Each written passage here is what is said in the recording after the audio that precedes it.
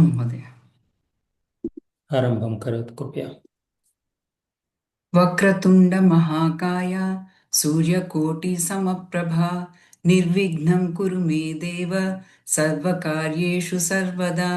सरस्वती नमस्तुभ्यं वरदे कामरूपिणि विद्यारम्भं करिष्यामि सिद्धिर्भवतु मे सदा। गुरुर्ब्रह्मा गुरुर्विष्णु गुरुर्देवो महेश्वरः गुरुः साक्षात् परं ब्रह्म तस्मै श्रीगुरवे नमः। ॐ सहना भवतु सहनौ भुनक्तु सह वीर्यं करवावहै तेजस्विनावधीतमस्तु मा विद्विषावहै।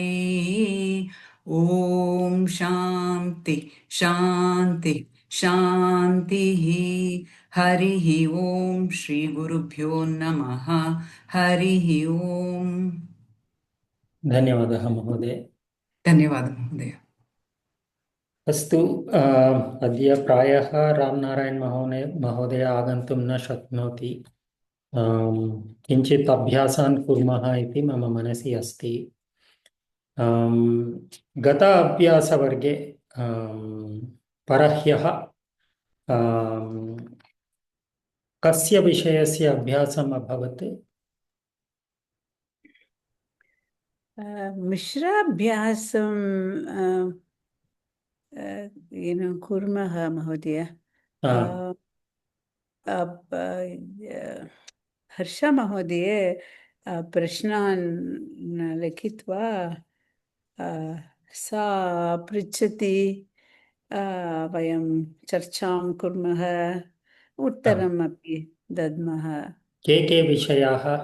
ये प्रश्नान् पूर्व परीक्षापत्रात्? परीक्षायाः ओ, परीक्षापत्रात् अभ्यासम्। परीक्षापत्र just samasa, not samasa, but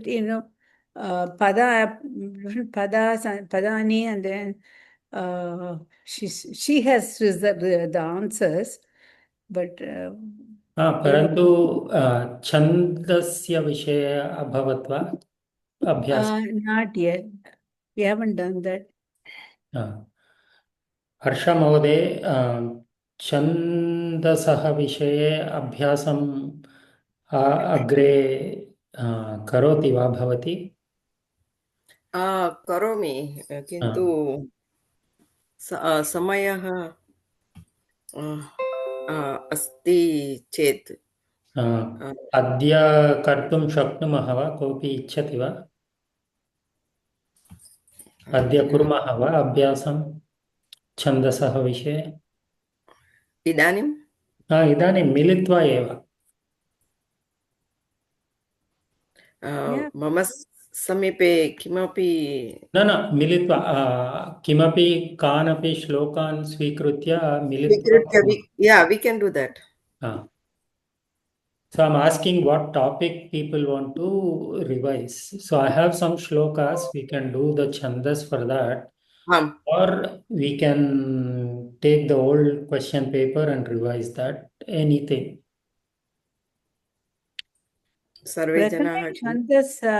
छन्दस् विषये रिविजन् कुर्मः महोदय। I mean, कृपया। अस्तु, कुर्मः।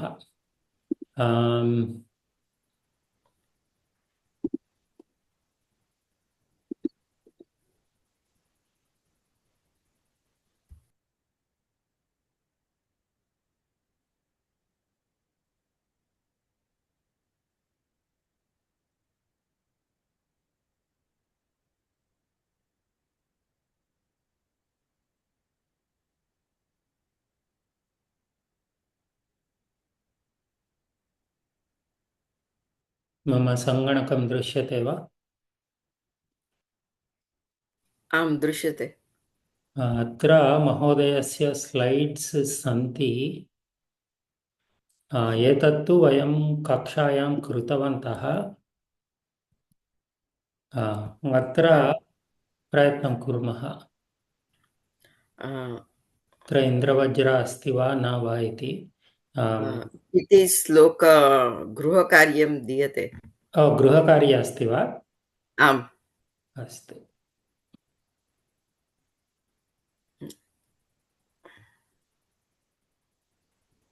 एतत् कर्तुं शक्नुमः किल? आम् आम् अस्तु अत्र समाधानं दीयते उपेन्द्रवज्र अस्ति इति। उपेन्द्रवज्र अस्ति चेत् तस्य लक्षणः कः?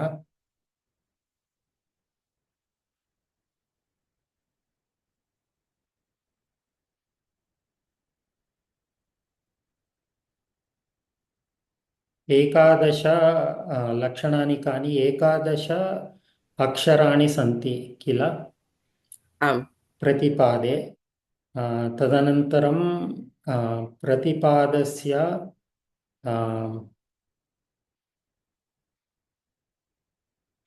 गणं भवति ज त ज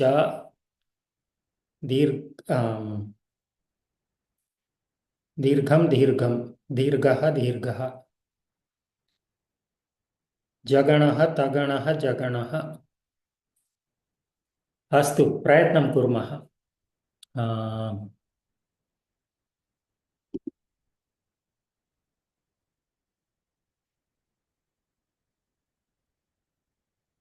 रुक्मिणी महोदय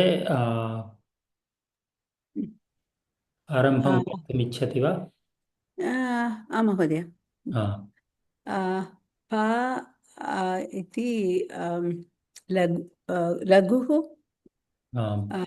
रो इति गुरुः, then pa again is लघुः,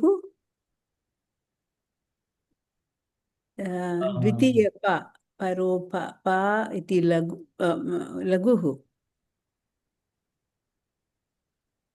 एकक्षणं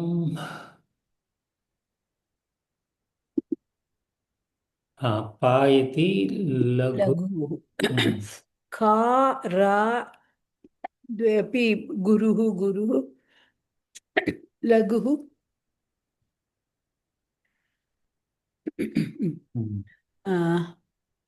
फा इति लघुः,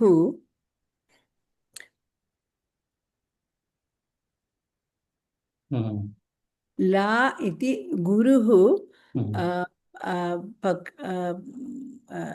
अग्रे अन्ति इति अस्ति, संयुक्ताक्षरमस्ति। संयुक्ताक्षरमस्ति। then न्ति इस् लघुः, परन्तु तस्य अग्रे किम् अस्ति? वृ इस् जस्ट् गुणिताक्षरं, वा ऋ, so that is not okay. वृ इति लघुः, नो वृ इति गुरुः,क्षा इति अस्ति, ख प्लस् श परे, तस्मात् कारणात् वृ इस् गुरुः, क्षाः अपि गुरुरेव।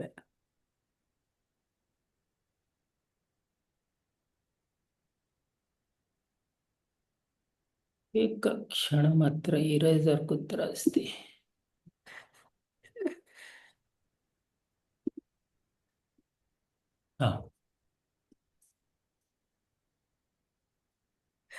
भवतः आरो बाणः सञ्चलति। अस्तु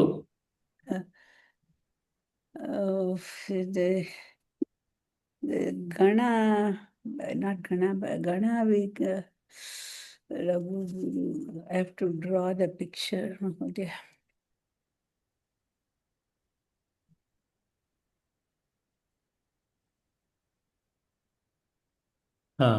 अत्र मध्ये गुरुः अस्ति, भजस, अतः जगणः।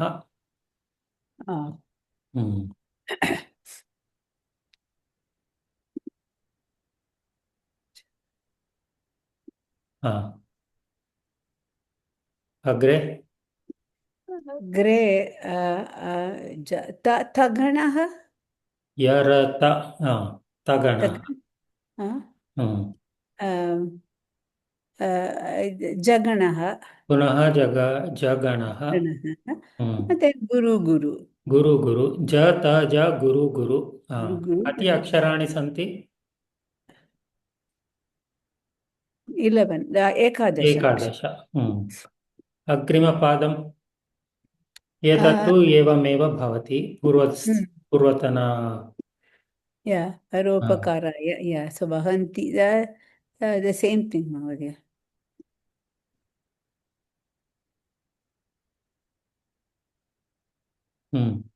वहन्ति same thing फलन्ति तादृशमेव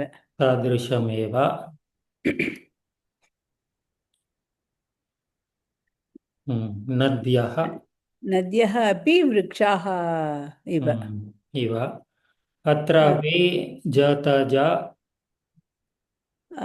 दीर्घ so तत्रापि 11 अक्षराणि सन्ति 11 अक्षराणि ओके तृतीयपादे परोपकाराय दुहन्ति द्वे अपि पूर्वतन पङ्क्तिरिव so गावः गुरुः ओके गावः अपि गुरुः गावः अपि गुरुः yeah and then so अन्तिमपङ्क्ते परोपकारार्थं परोपकारार्थ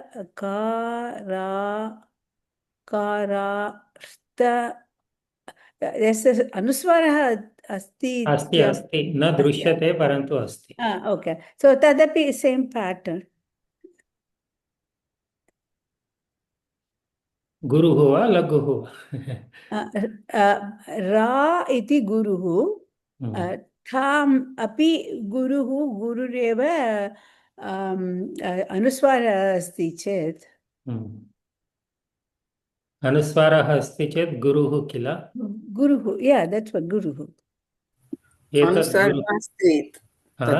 अनुस्वारः अस्ति गुरुः नास्ति वा No, परार्थं न दृश्यते परन्तु श्लोकं वयं जानीमः किल परोपकारार्थम् इदं शरीरं so that तदपि गुरुः and then लघुः दं गुरुः न गुरुः वा लघुः वा लघुः तदनन्तरं किम् अक्षरमस्ति द अनुस्वारः किल अनुस्वारः तस्मात् कारणात् तदपि तद् गुरुः तद् गुरुः किं भवति नथिङ्ग् इस् लघुरेव महोदय गुरुः न भवति वा तदनन्तरं गुरुः न भवति संयुक्ताक्षरमस्ति किल It's not samyuktaakshara महोदय No, actually dam is the plus iti swikaraniyam ityaham manye dakarah yogah but parantu it's gunitaksharameva so laguhu dam guruhu sha ati laguhu री रम गुरुः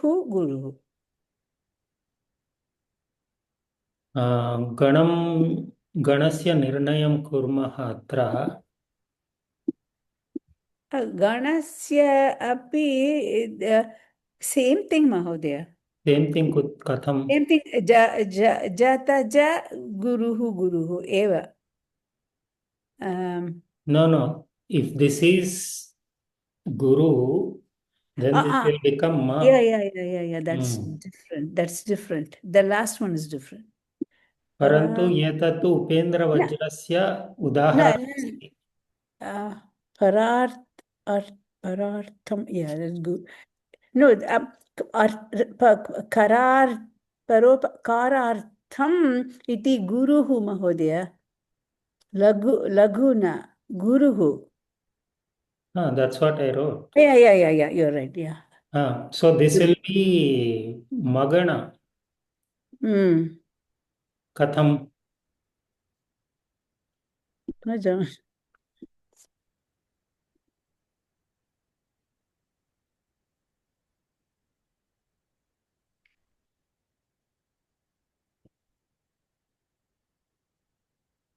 कोऽपि जानाति वा?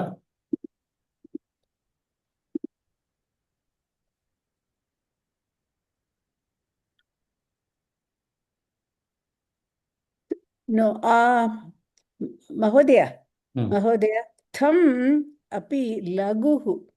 किमर्थम्? तकारः अपि च इत्येव स्वीकरणीयं. So तदपि is a गुणिताक्षरम्. So लघुः एव. अनुस्वार अस्ति चेत् it must be guru. Yeah, you're right. अत्रापि अनुस्वारः. Not अनुस्वारः इति न करणीयं. अकारः अधिकम् इति स्वीकरणीयम्. So then it's गुणिताक्षरमेव च गुरुः. अनुस्वारं नास्ति वा? अनुस्वारः नास्ति महोदय. अनुस्वारः अस्ति. I mean, there is a dot there, but that is part of swara. See, aha iti swaraणाम् अन्ते अस्ति किल? तद् इति स्वीकरणीयम्. इत् थकारः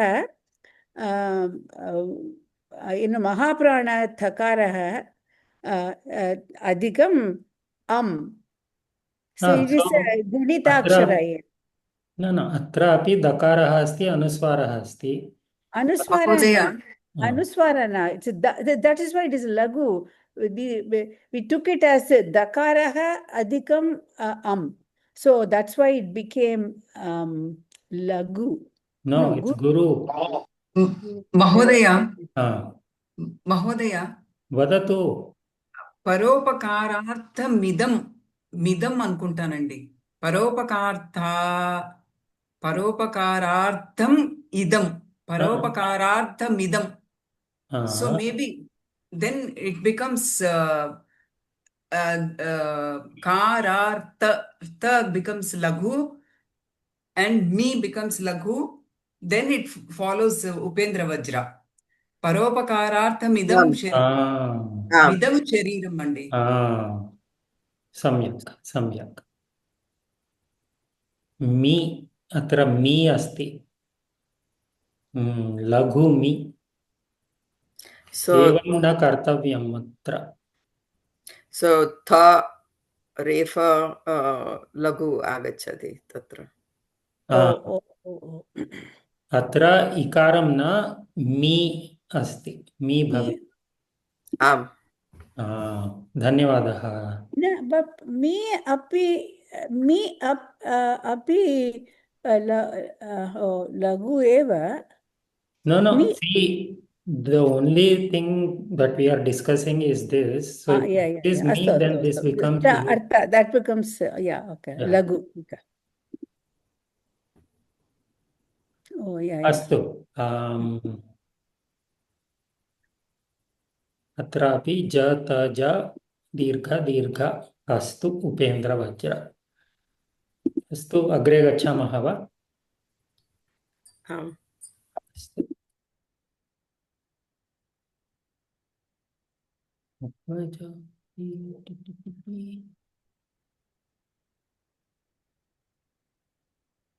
How do I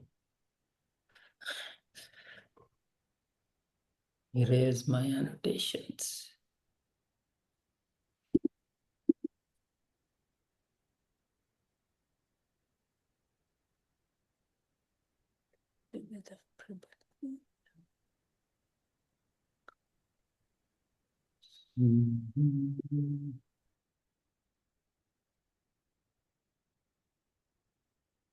एकक्षणम्।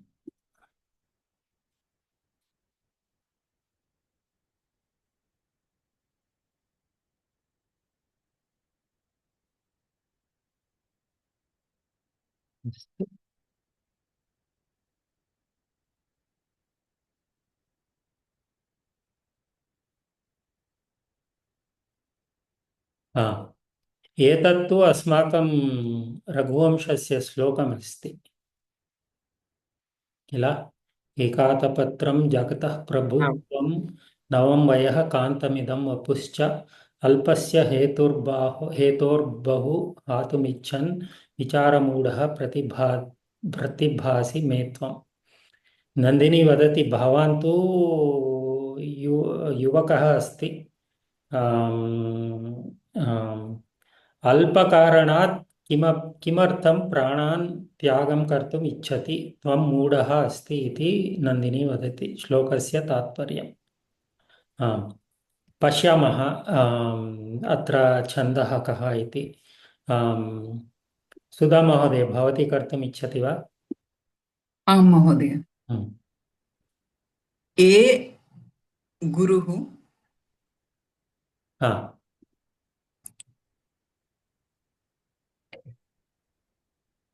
ए गुरु का गुरु त लघुः प लघुः तत्र त्रम् अस्ति किल। तर गुरुः गुरुः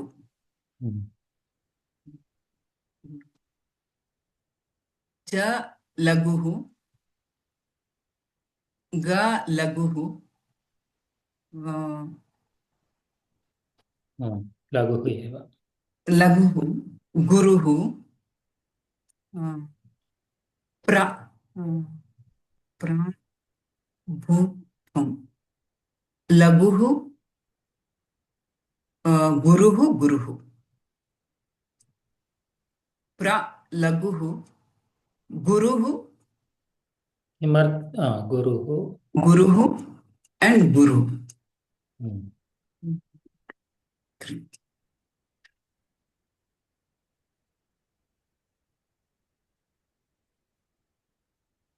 गणं वदतु। यर तगणं तगणं तगणं पुनः तगणः तगणं and then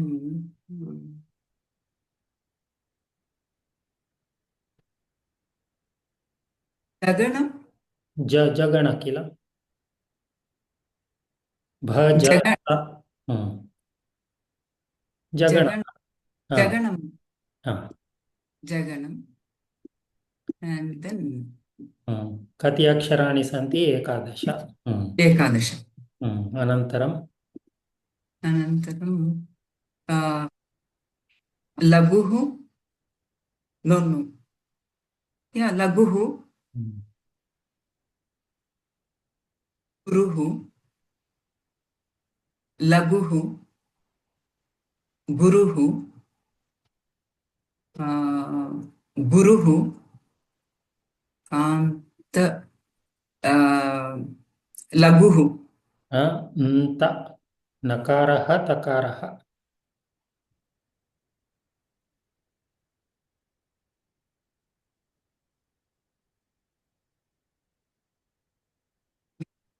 न वा?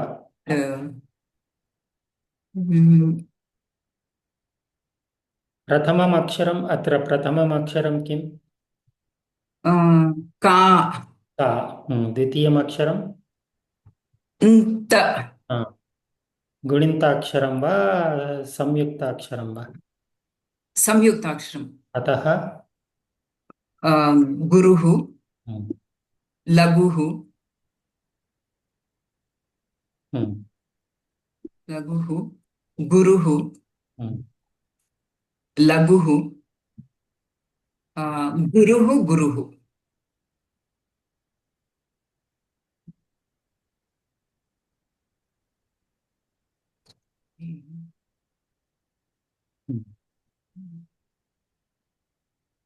This will be Jaganaha.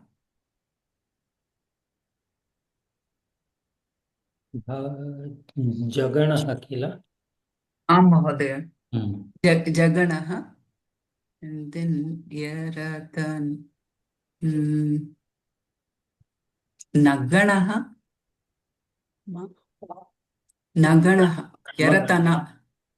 यरतन भजसम मगणः.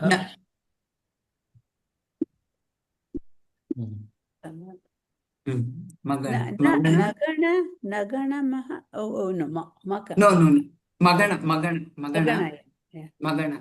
And then this is again Jaganaha and Guru.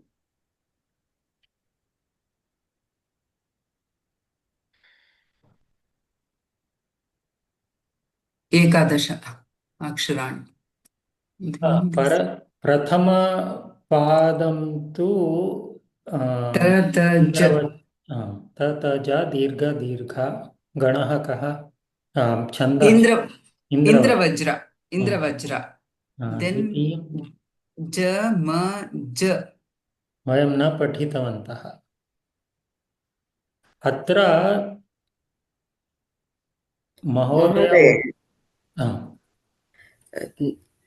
inta should be lagu, not guru. किमर्थं? So, akshar before the sanyukta akshar get guru, even though it's a lagu, but sanyukta akshar may be lagu or guru. सत्यं. So this is lagu. अत्र दीर्घं नास्ति. धन्यवादः. अत्र गणः किं भवति? तगण. धन्यवादः. तगणः.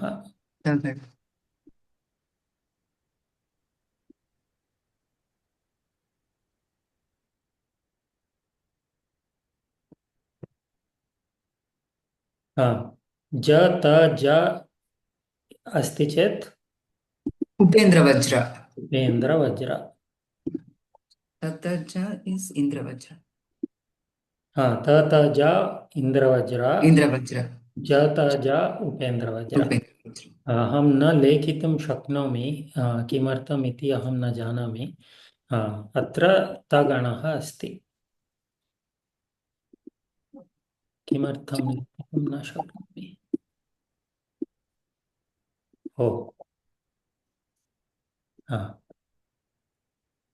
तगणः. उपेन्द्रवज्र. अत्र इन्द्रवज्र, अत्र उपेन्द्रवज्र. तृतीयं पादं. तृतीयं is गुरुः. तदनन्तरं किम् अस्ति? अल्पा. So becomes guruhu. Then Lpa becomes laguhu. परन्तु तस्य अनन्तरं किम् अस्ति? आं महोदय. गुरुः. And then it is lagu. Then hey guruhu. तो गुरुः. बा is लघु. लघु. And then हु लघु.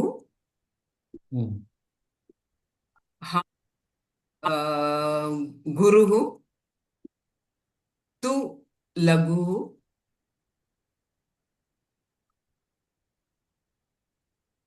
Chan. Me and Chan both are guru.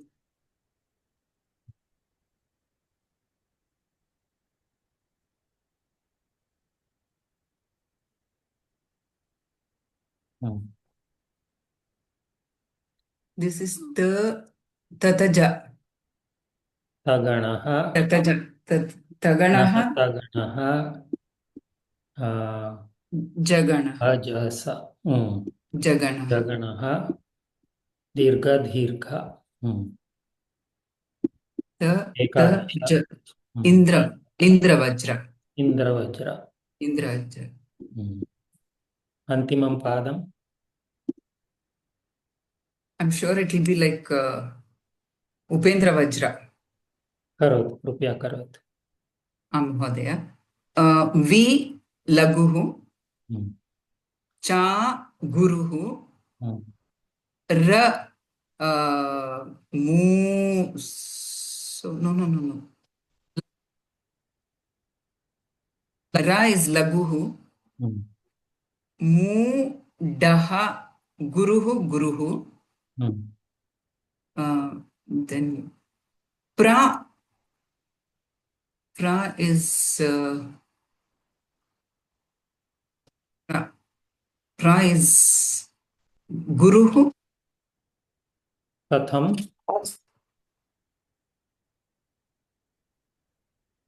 युक्ताक्षरम् अस्ति महोदय पकारः रकारः वा आं महोदय प्रयत्नं कुर्मः No, ति तदपि लघु ह्रस्व does it गुणिन्ताक्षरं नास्ति वा अत्र प and rakaram No, but Gunitaksharam per se is lagu eva depending upon the swara associated. So see, like inta is lagu, pra also lagu. सत्यम् अत्र यदि प्रा अस्ति चेत् गुरुः गुरु लघुः or ति लघुः वदतु रुक्मिणी महोदय न महोदय भा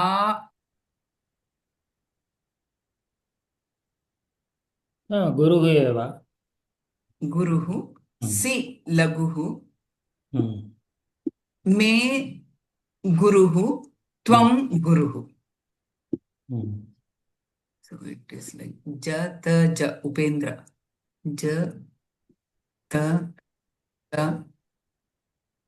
upendra अत्र भजस ज यरत ta युडाशु पुनः जगस ja जत ज दीर्घ दीर्घ दीर्घ उपेन्द्र उपेन्द्रवज्र अतः अत्र प्रथम पादम् इन्द्रवज्रे अस्ति द्वितीयम् उपेन्द्रवज्रे तृतीयम् इन्द्रवज्रे पुनः चतुर्थम् उपेन्द्रवज्रे अस्तु अतः एतत् किम् उच्यते तस्य वसन्ततिलक न आल्टर्नेट इन्द्रवज्र एंड उपेन्द्रवज्र isn't it न वसन्ततिलक तु त भ ज ज क दीर्घ कोऽपि स्मरति वा उपजाति उपजाति Vasantatilaka has many more aksharani. चतुर्दश आं महोदय उपजातिः so alternate Indravajra and Upendravajra is उपजातिः अस्तु अग्रे गच्छामः I don't know how to remove this except to stop sharing. Share it again. So Raghuvamsha slokas are upajati, or at least this one. We have to see others also. अत्र एव महोदयेन दीयते उपेन्द्रवज्र and इन्द्रवज्र एतत् वयं प्रायः कक्षायां कृतवन्तः अग्रे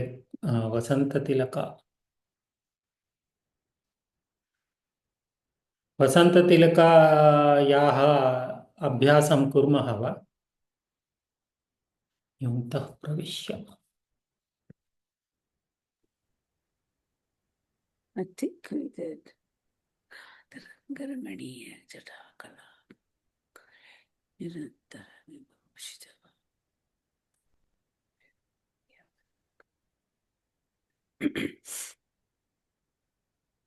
झटिति कुर्मः.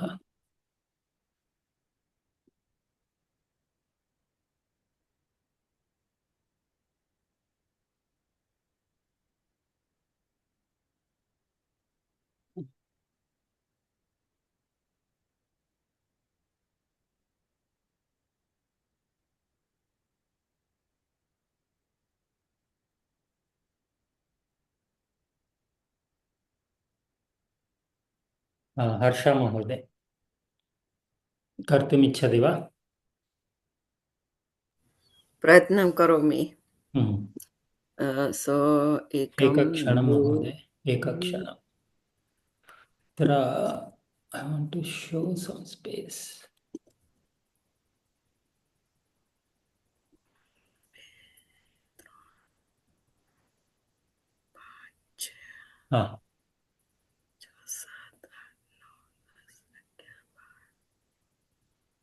अस्तु, एकम् अन्यं कार्यं कर्तुम् इच्छामि. एकक्षणम्.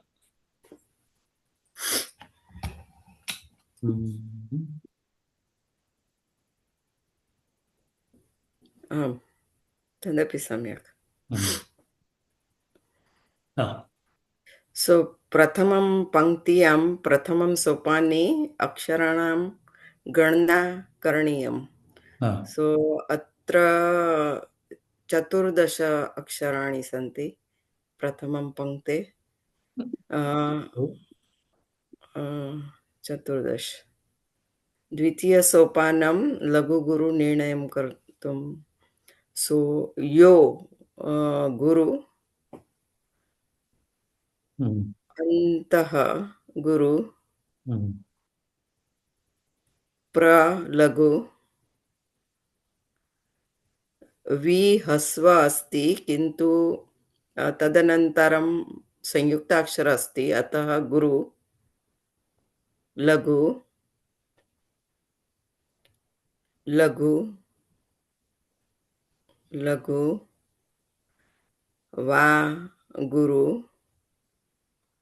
च लघु मी लघु मां गुरु प्रलघु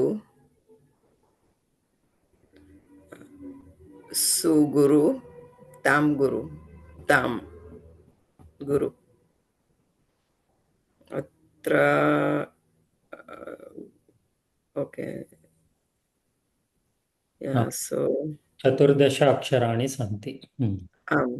सो गुरु गुरु लघु मीन्स गुरु गुरु लघु तगण. तगणः. And गुरु लघु लघु गुरु लघु लघु भगण. भगणः. And लघु गुरु लघु लघु गुरु लघु जगण. Again जगण. गुरु गुरु. त भ ज ज गुरु गुरु. प्रथमपादे नियमः अस्ति. द्वितीयपादे ओके. द्वितीयपादे अक्षरं गणना 1 2 3 4 5 6 7 8 9 10 14. स तदनन्तरं जी अस्ति, सो गुरु न्य जी गुरु. Yeah, together. Yeah. वा लघु य गुरु संयुक्त अक्षराणि अस्ति परे. लघु त्या लघु खी लघु ला लघु श लघु. नो गुरु अग्रे Guru. Sha is Guru. हाँ, अग्रे गुणिताक्षरं संयुक्ताक्षरम् अस्ति। संयुक्ताक्षरम् अस्ति, अतः श गुरु। ति लघु, ध लघु, र गुरु, स्व लघु, धा गुरु, म्ना गुरु. So it's तगणः, भगणः, जगणः, जगणः. अत्र त्रीणि, सो एकं द्वे त्रीणि चत्वारि अष्ट नव दश, चतुर्दश अक्षराणि. सो अ गुरु, अ गुरु, न्याम् अपि गुरु, श्च लघु, ह गुरु, स्त लघु, च लघु, र लघु, अण गुरु. तत्परे संयुक्ताक्षर अस्ति. श्र लघु, व लघु, अण गुरु, त्व लघु, गा गुरु, दी गुरु, दिन गुरु. Right. So तगण, भगण, जगण, जगण. प्राणानि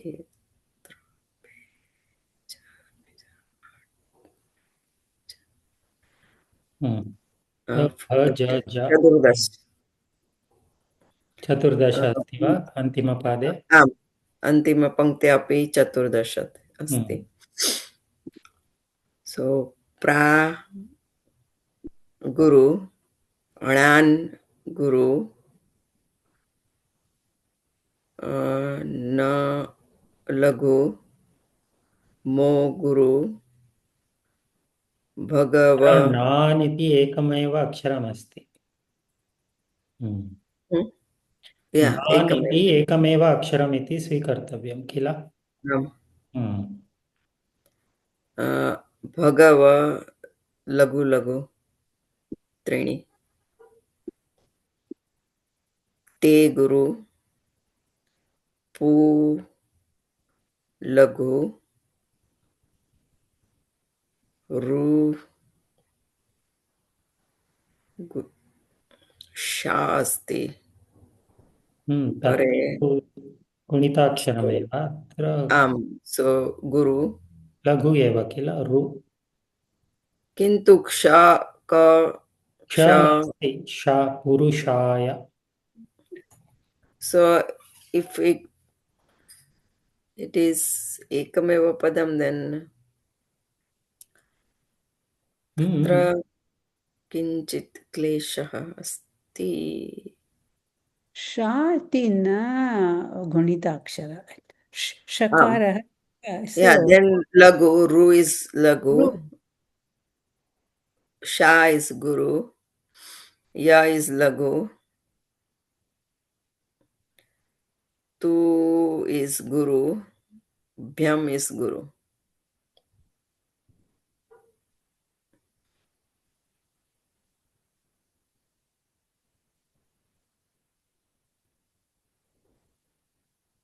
So ta, bha, ja, ja. So in all four padas we have ta, bha, ja, ja and guru, guru. So vasanta tilaka.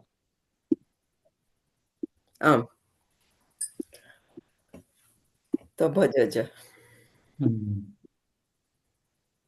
अस्तु, उत्तमम्. धन्यवादः.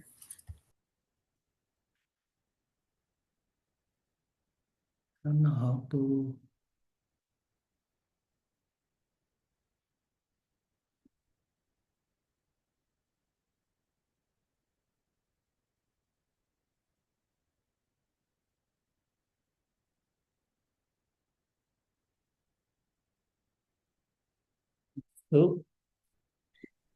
Su. Suprabhata, so, Venkatesha Suprabhata Slokam api Vasanta Tilake.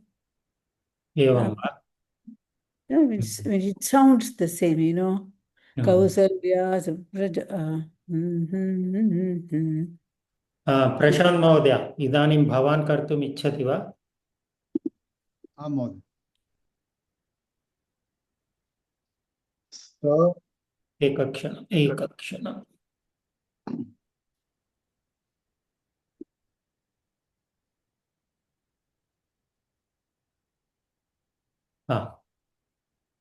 स लघु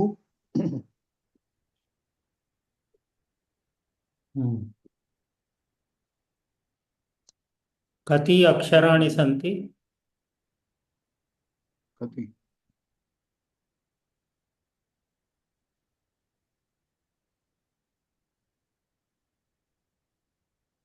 Oh, maybe I should put it in 4 padas.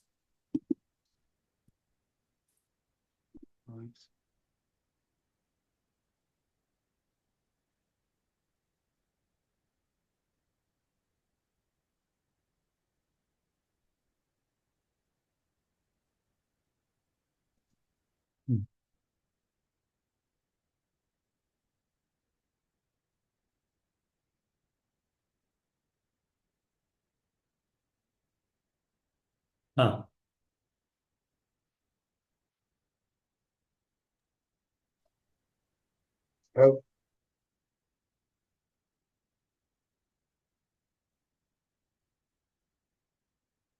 वदतु, दृश्यते वा? आं महोदय।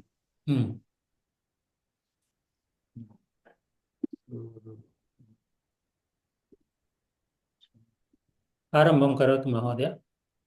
स लघु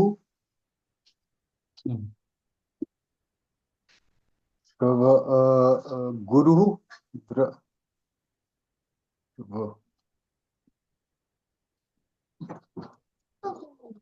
किमर्थं गुरुः?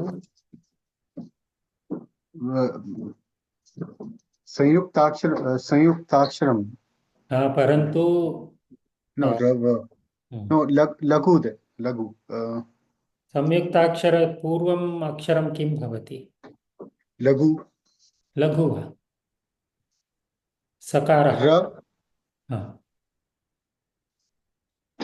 No. लघु। Why? So what? The akshara before a samyukta akshara, does it remain laghu or does it become guru?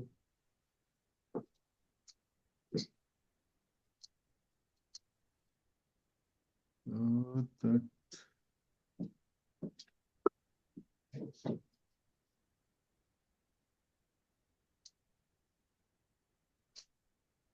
would become guru then.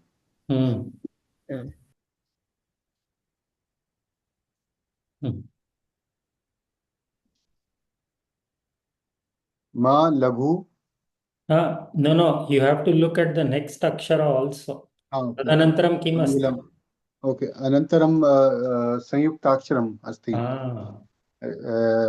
Then guru. Guru again. किमर्थं गुरुः? Angalam. Gune संयुक्ताक्षरं no? So samyuktakshara, if it has a dirgha, then it will become guru. Otherwise, it will be laghu only. But Laghu. the akshara before the samyuktakshara becomes a guru. Okay. Then laghu. So atra laghu aksharam kim asti? Anga.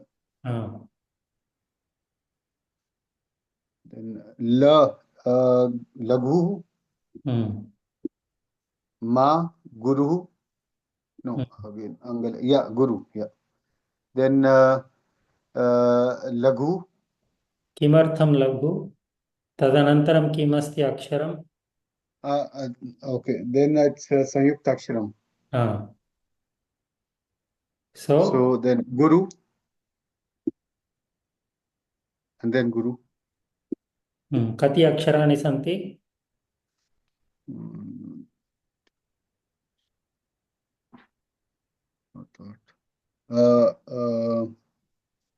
अष्ट अष्ट. अष्ट. अग्रे. शिवे. then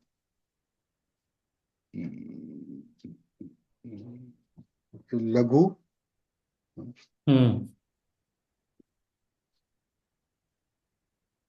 And then ve is guru. Sa laghu. Agrima. No, but then again there is this Gunitaksharam.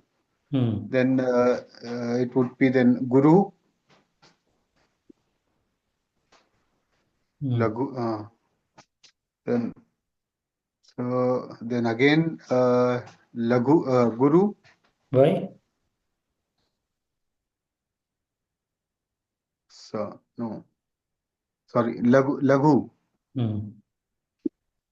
Sa guru.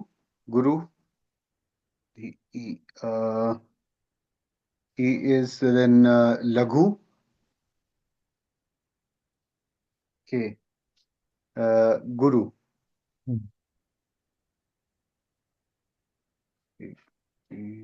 कति अक्षराणि?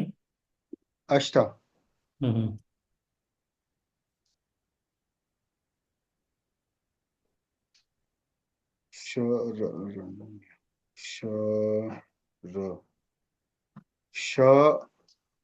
Then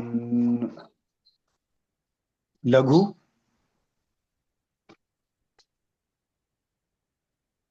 Then anya, like ra is also then laghu, but it would be then anya or then it would be then guru. Guru. Anya, guru. Traya. This is then guru.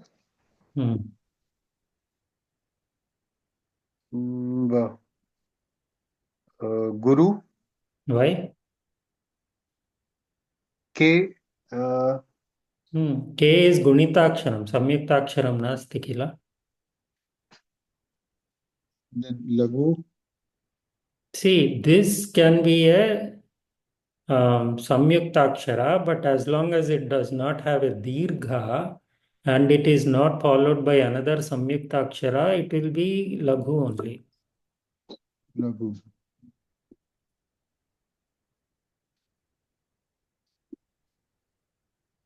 K then laghu. Laghu, huh? No, sorry, guru. Gau guru. And then laghu.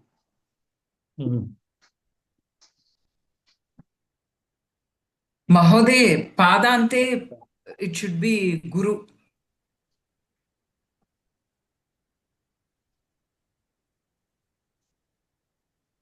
No, Any Laghu. Vikalpena. It depends on the rule for that Chandas. We don't know if it can stay Laghu or it becomes Guru. Agre Mahodaya. Na guru. Ra guru. Ya laghu. Ni. Then laghu. Na laghu. Mo guru. No, but then stu. See, Guru will never become Laghu. Only Laghu can change to Guru. So, Okay. Mo, just because of Okara, it will be Guru only. Okay. Whatever is the next Akshara. Okay. Stu. Then it would be Guru. Hmm. Then Te. No, Stu. Why is Stu Guru? Gunitakshara. Stu. No. Samyuktakshara. Samyuktakshara. Samyuktakshara can be Laghu or Guru. If it is Stu, then it will become Guru. It is only Stu, so it will be Laghu only. Laghu. Okay. Te Guru. तृतीयपादे कति अक्षराणि सन्ति? Ashta. So when a shloka has all 4 padas with ashta aksharas, what could it be among the ones we have studied?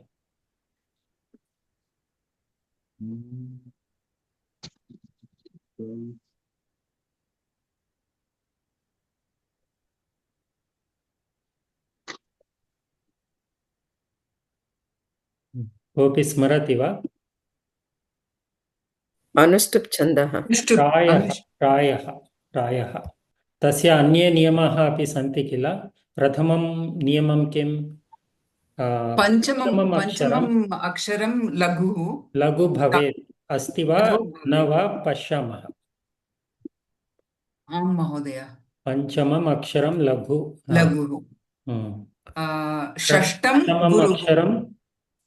षष्ठं गुरुः।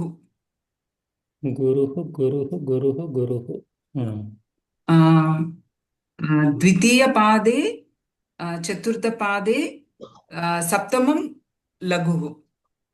द्वितीयपादे चतुर्थपादे सप्तमं लघुः। प्रथमं तृतीययोः सप्तमं गुरु।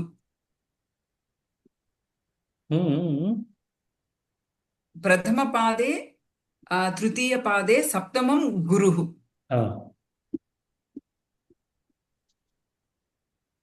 So that is also satisfied. So सर्वे भिन्न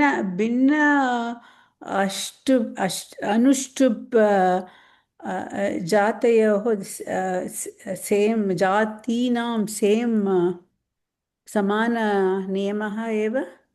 No, like Mahodaya told, Anushtup has many chandas inside it, right?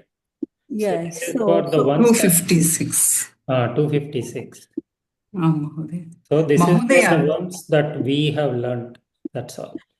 Oh. So this is, yeah, the Binda Rupani Santi. Santi. Te ke iti ahamapi na janami. Okay. No, I was just asking whether it's the same rule for everything, but anyway, we don't know. It doesn't seem like it. If there are 56 chandas inside that jati, it's bound to be different. Sudha Mahodaya, Prashna asti va?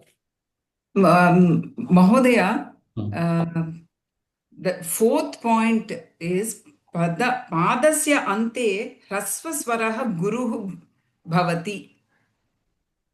Atra va gauri. Mahodaya. Sarvatra va? It's not vikalpena. It's sarvatra. Sarvatra hasva swarah api guruh bhavati. That's one of the points given here. No, but Ramnarayan Mahodaya had given. Okay, because when he first class, when he gives the rules, he says that vikalpena guru. No, padasya ante hrasvasvarah guruh bhavati. No, aham likhitavan. Sometimes it can be laghu depending on the sutra for a particular chandas. That's chandas. Yeah, chandasya karane. So vikalpena. Sarvada na. So atra laghuः एव तिष्ठति वा गुरुः भवति वा वयं न जानीमः. छन्दसः सूत्रं किम् अस्ति इति द्रष्टव्यम्. आम् महोदय. Astu, I think it's a good abhyasa. I think we all have a good handle on it. I have some more shlokas, but shall we go to something else or stay Yes, here? we can go to something else.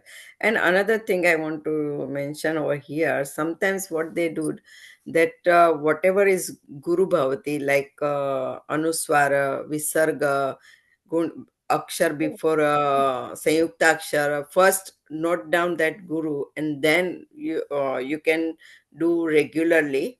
So like that way you cannot make there is chances of making a mistake is less. That's also another way to do this. Satyam, Satyam. Uttamam. पुनरेकवारं वदतु महोदय. आं महोदय. Even I want to. So कृपया. she's saying, first identify all the aksharas that become Guru because of Anuswara rule or Visarga rule or Samyukta Akshara rule. Mark them first. That way you don't make a mistake later. So प्रथमे एव करोतु इति. She's saying don't go akshara by akshara, from top to bottom, left to right. Identify the Guru because of these niyamas, and then it will be easy. Satyam. Astu, पूर्वतन वर्षस्य प्रश्नपत्रं पश्यामः. जुलै 2021 इत्यस्य अस्ति. दृश्यते वा? दृश्यते.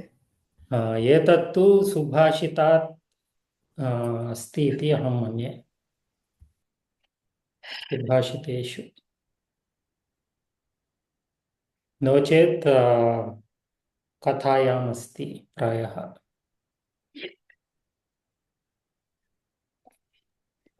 सूक्तया अपि अस्ति महोदय. The सूक्तयः first one अपि is सन्ति. Sukti. This is from Sukti? Sukti. Oh. हितभाषिणः. जानाति वा समाधानं?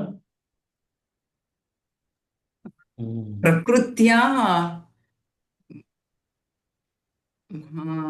महाशयाः मितभाषिणः. Oh. I'm not sure. I'm not sure. So this tells us that we have to look at the Suktayah. Suktayah. Astu. Mahiyansah मितभाषिणः. महीयांसे. महोदय. द्वितीय पाठे सूक्ति अस्ति. महीयांसः प्रकृत्या मितभाषिणः.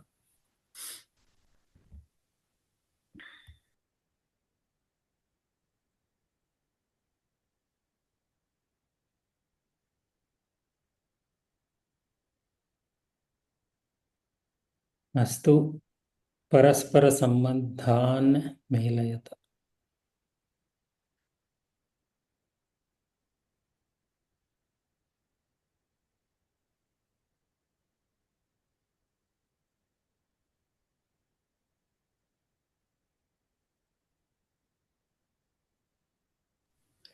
केवलं द्वि जानाति. नै समासः प्रायः. And अविद्यः बहुव्रीहि. नै समासः अविद्यः न विद्यः यस्य सः किल? आम्. न विद्यः विद्यते यस्य सः. दूतकाव्यं प्रायः ओजः. मेघधूतं. दूतकाव्यं मेघधूतं. दूतकाव्यं सत्यं.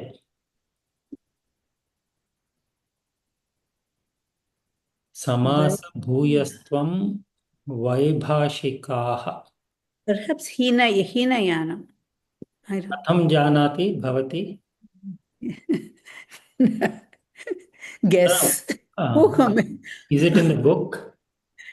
No, न जानामि. ऊहं करोमि. ऊहा एव वा? Yeah, most likely they won't give directly. But समासभूयस्त्वं. कः अर्थः तत्पदस्य?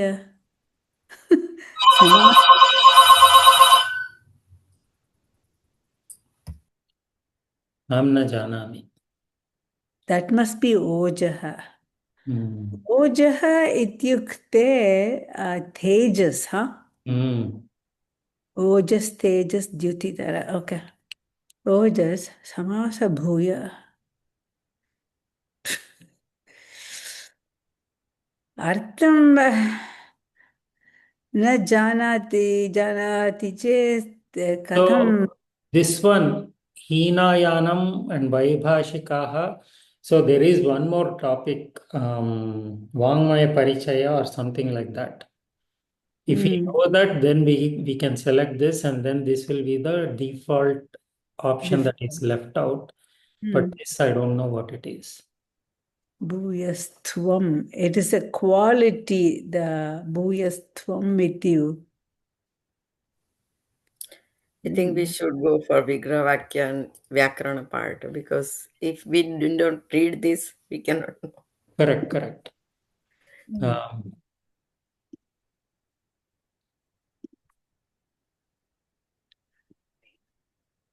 Anubhayam. Oh. पञ्चपदानां विग्रहवाक्यं लिखत. अस्तु, एकमेकं कृत्वा कुर्मः. अणुभयं, रुक्मिणी महोदय वदतु. Anubhayam. Vigrahavakyam. Panchami vibhakti karaniyam. Anuhu. Ukaran the pullinga, right?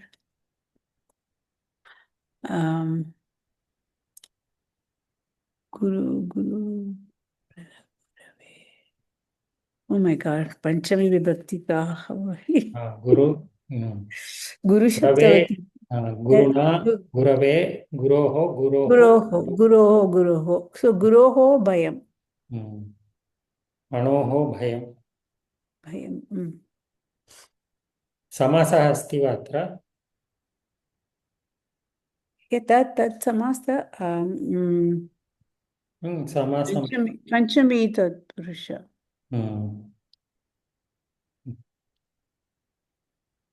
Sadhu va? प्रायः उत्तरपत्रं नास्ति. हर्ष महोदय द्वितीयं प्रयत्नं करोतु. अनुरूपा रूपस्य योग्यम अव्ययी भाव योग्यार्थे.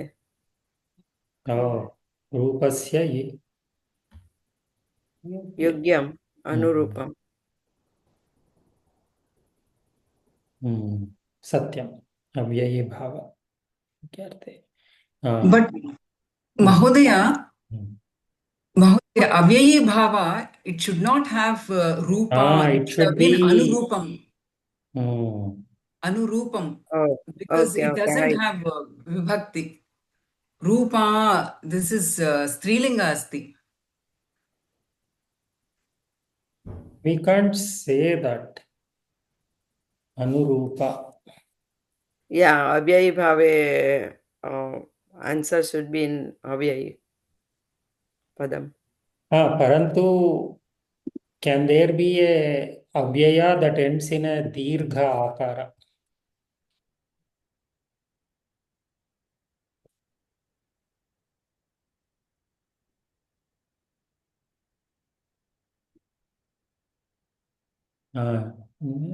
स्त्रीलिङ्गम् अस्ति.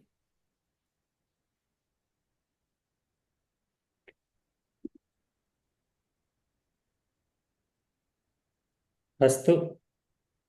So this is not avyayi bhava then. So it must be something else then. द्रष्टव्यम्. पञ्चगवम्. सुधा महोदय. Panchanam Gavam Samaharaha. Dvigu Samasaha. Samahara Dviguhu.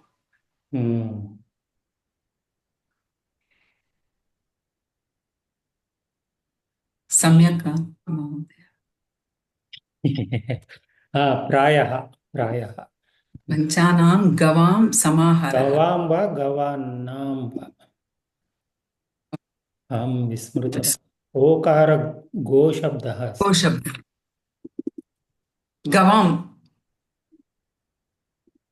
गवां महोदय गवामेव गवामेव पञ्चानां गवां गवां समाहारः समाहारद्विगुः।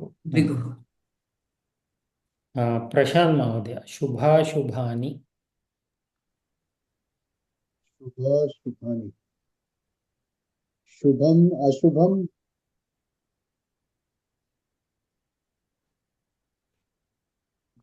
अत्र बहुवचने अस्ति किल शुभानि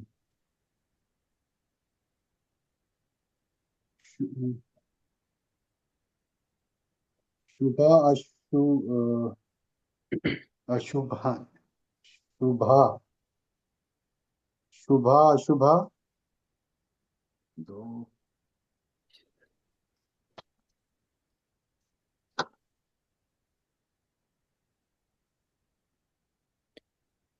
मम चिन्तनमस्ति शुभं च अशुभं च तानि इफ इट इज द्वितीया विभक्ति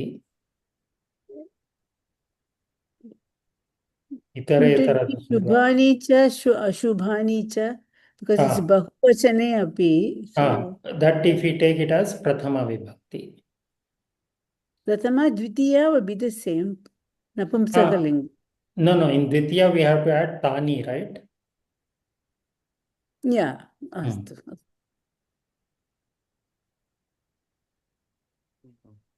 So iteretara dvandva kila.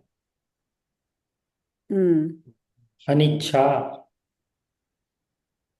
न इच्छा न इच्छा. न्य कीदृशः समासः? न्य समासः नैतत् नै समासः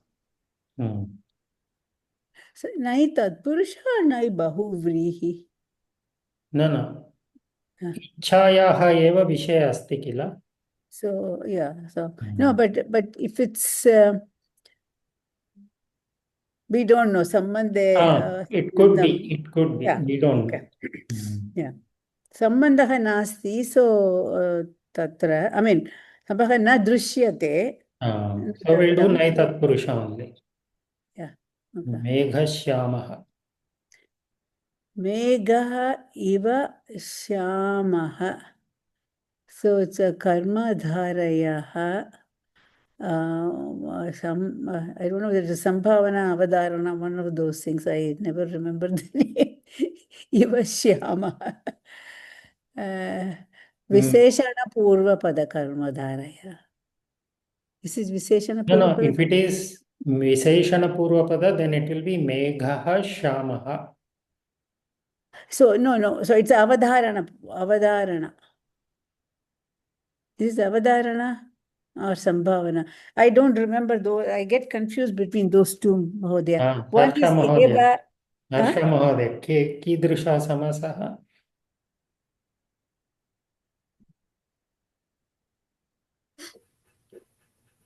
You may be talking on mute.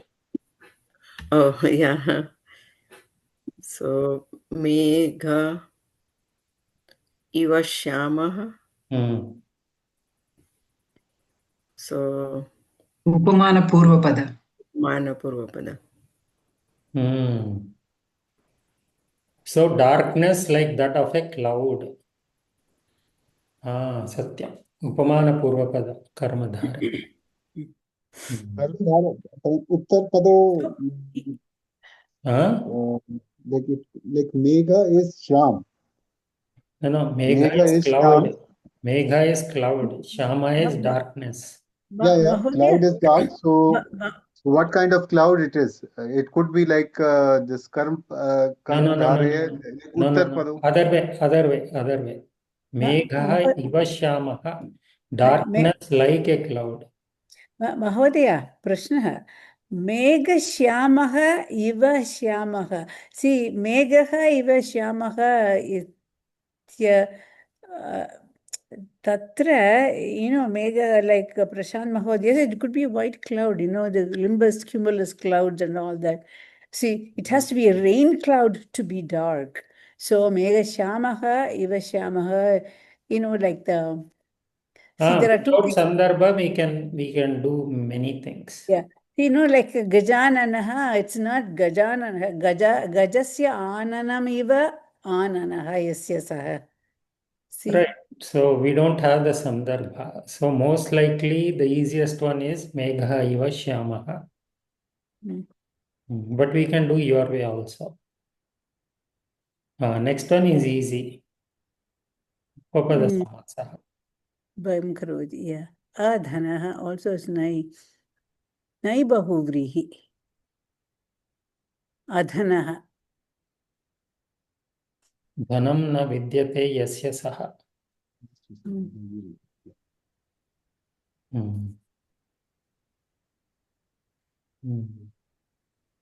अस्तु एकमेकं कृत्वा कुर्मः सुधा महोदय विद्यालयस्य समीपे विद्यालयस्य समीपे षष्ठी तत्पुरुष विद्यालय समीपे पुनः वृक्षस्य समीपे ओ उपविद्यालयम् ओके उपविद्यालयम् अव्ययीभाव ओ माय गॉड हर्ष महोदय नखैः भिन्नः नख भिन्नः तृतीया तत्पुरुष समासः तृतीया तत्पुरुष प्रशांत महोदय असरलं सरलं कृत्वा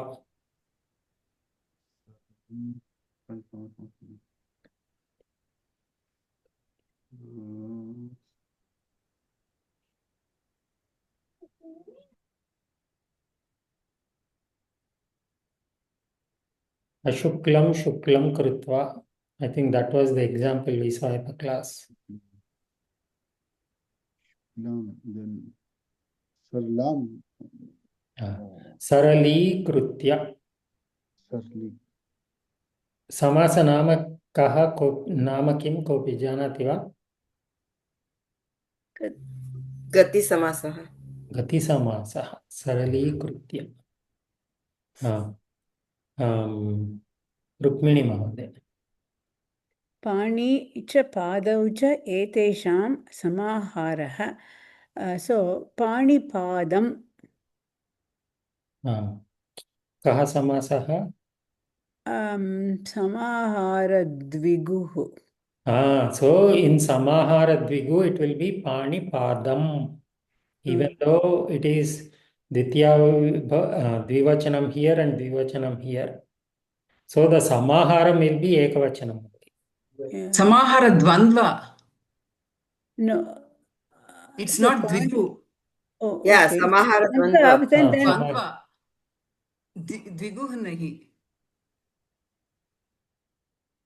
समाहारद्विगौ संख्यायाः प्रसङ्गः अस्ति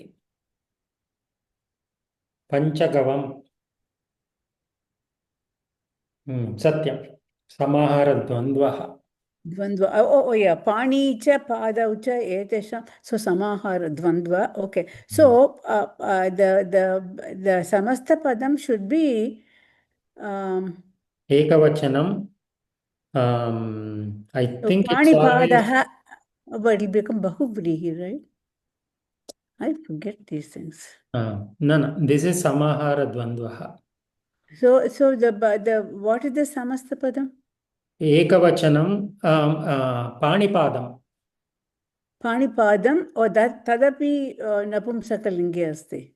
And I think in samahara dvigu it can be strilinga or napumsakalinga, right? Yeah, but see, dvandva samase, it is like, Ramascha, Lakshmanascha. See, it will be Rama, Lakshmana. That is iteretara. That is iteretara. Iteretara dvandva. Samahare api, I thought it will be in a bahuvachanam, na? No. Okay.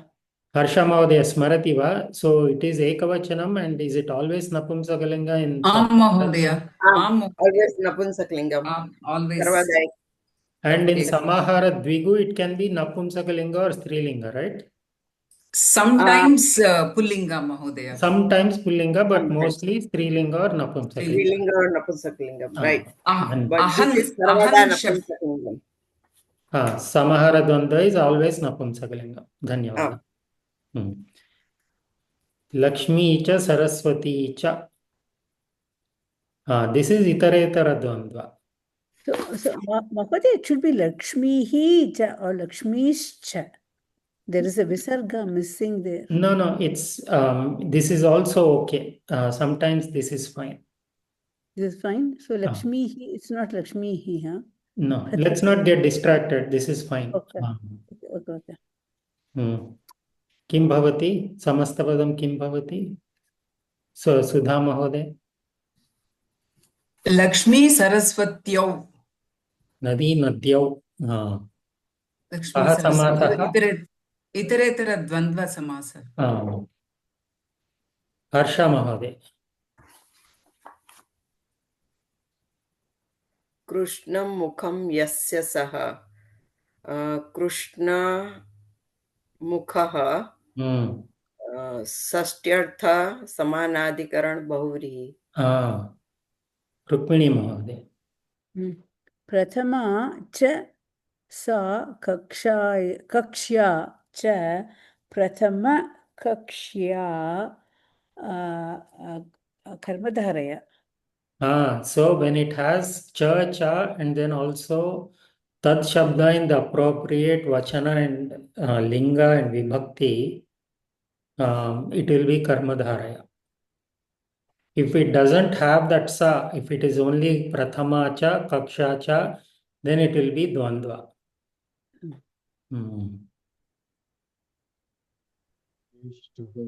What is the other vigraha vakyam, other form of vigraha vakyam?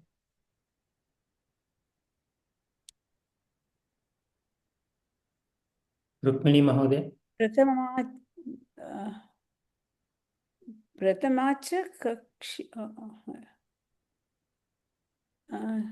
God, what is the other one? That's the only one I remember. Chadi. What is the other one? Sudha Mahoday, Smarati va? Prathama Kakshya. Prathama Kaksha. It's either Prathama Kaksha or Prathama Cha Kaksha Cha. Atra yadi Kaksha ityasmin sthane Purushaha asti chet Prathamaha Purushaha no chet Prathamaha Cha Saha Purushaha Cha. Prathama Purushaha. So if you write cha, you have to have the Sarvanama Pada. Correct. Without the Sarvanama Pada, if it is just two chas, then it will be Itareta. Harsha Mahoday. Shreshtaha Raja.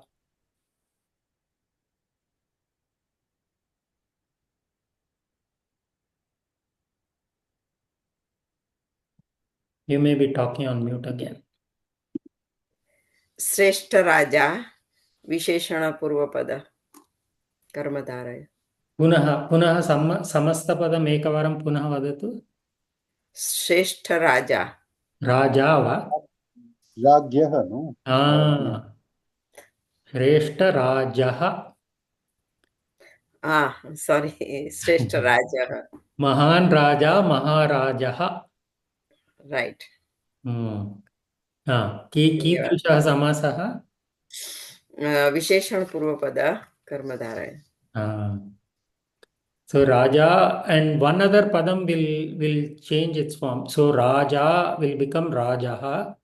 One more pada like this. Anybody remember? Maharaja. So not Raja, other than Raja. Other than Raja.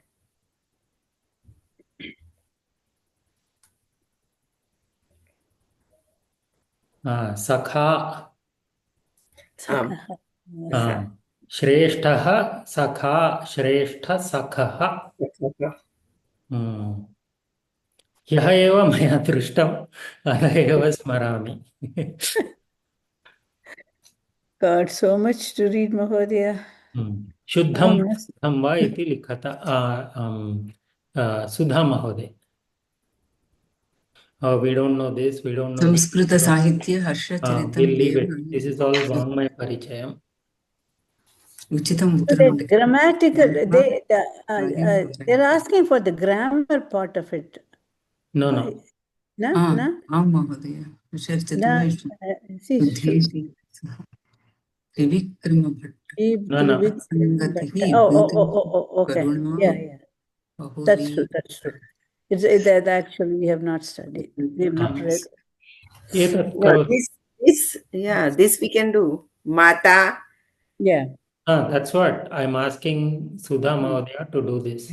Mata Sevikaya Karyam Karayati. अत्र कारयति कीदृशं पदं? Karayati Nich. निजन्तं. Nijanta. हर्ष महोदय. Aham जिज्ञासुः अस्मि. Aham संस्कृतस्य संस्कृतं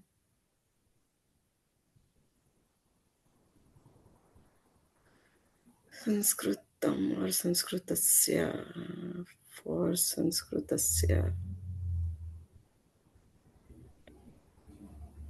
I think you are overthinking. It's a straightforward. Aham संस्कृतं जिज्ञासुः अस्मि. कथं संस्कृतस्य संस्कृतस्य. Of Samskrita, I am a.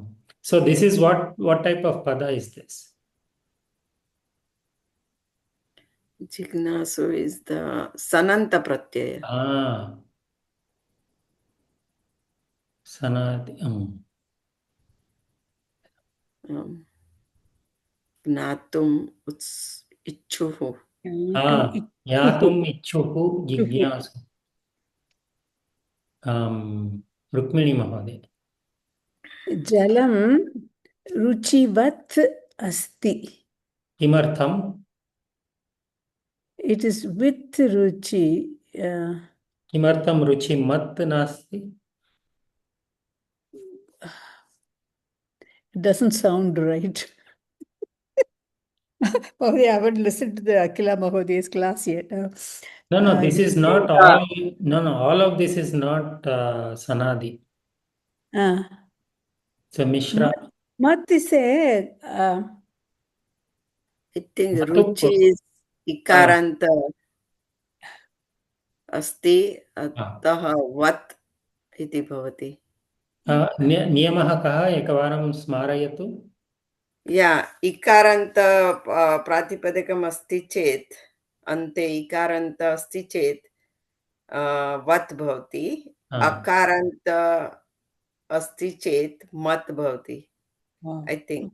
And then ukara, rukara. Buddhiman, buddhimat. Buddhiman, buddhimat. So it is ruchi. Ruchimat.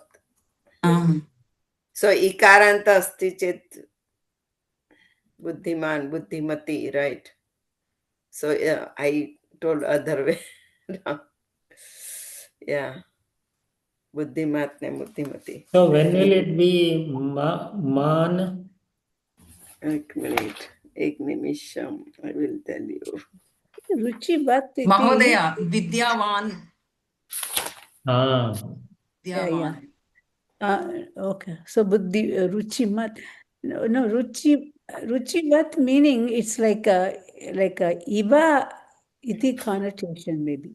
I think iva. So this is a tadhita, right? Huh? Is it? Sudha Mahodaya. Ekakshanam Rukmini Mahodaya. This is a tadhita, right? Mahodaya. Tadhita. What type? That I don't know, Mahodaya. Mahodaya, class 47, slide मध्ये मत्वर्थीया तत्र दीयते अकारान्त आकारान्त प्रातिपदिकानां वत् इति भवति. इकारान्त दीर्घ इकारान्त उकारान्त ऊकारान्त ऋकारान्त प्रातिपदिकानां मत् इव भवति. So I told other way. Okay. For Rukaranta? Rukaranta api mat iti bhavati. Pitrumat. So only for Pitrumat. Akaranta and Akaranta it is Vat, is it? Vat. Okay. Dhanyavadaha. See, we have to learn again. भवती प्रयत्नं करोति चतुर्थं.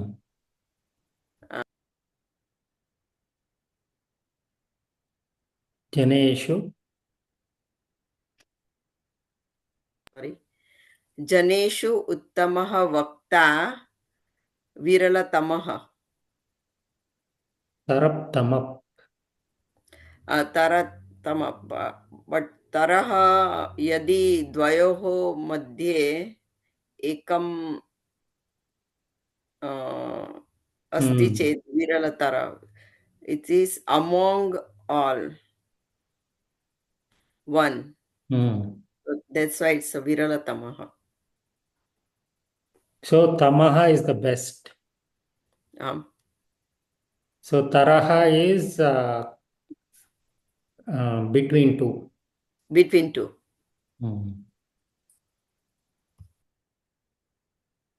Oh, nisargaha, we have done this. Naganaha, yaganaha. Nisargaha, yes. Laguhu, guruhu, Yaganaha. Laguhu, Yaganaha. No, laguhu, guruhu. Yarata, yagana, satya. त्रयाणाम् उत्तरं पञ्चवाक्यैः लिखत. Okay. द्वयोः पदविभागः. Okay. अन्वयरचना. के पत्रलेखनं, निबन्धलेखनं, अलङ्कारं we have not done. Reading comprehension, then writing comprehension. So we have to do the Vangmaya Parichaya. We have to study that. Quite a lot of syllabus still to go. स्वयमेव पठनीयम् इति अहं मन्ये. अस्तु, समयः अभवत्. मङ्गलश्लोकं कृत्वा चर्चां कुर्मः. सुधा महोदय.